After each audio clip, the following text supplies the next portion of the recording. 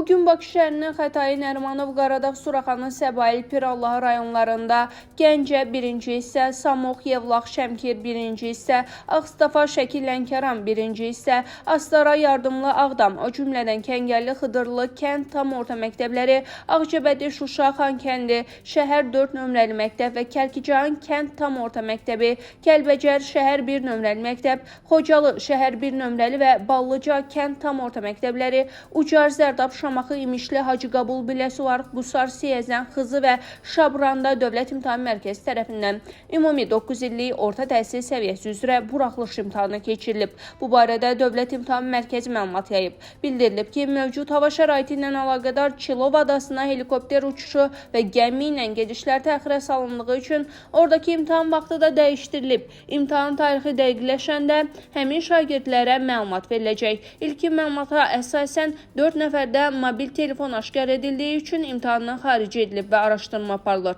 İmtahanda iştirak etmək üçün tələb olunan sənədləri qaydasında olmayan, şəxsiyyət vəsiqəsini evdə unudan, şəxsiyyəti təsdiq edən sənədin surəti ilə imtahana gələn və ya vəsiqəsində şəkli olmadığı üçün məktəbdən verilən şəkilli arayışı özü ilə gətirməyən şagirdlər də olub. Aprelin 6-sından etibarən DİM-də imtahan protokollarının və cavab vərəqlərinin emalına başlanılacaq.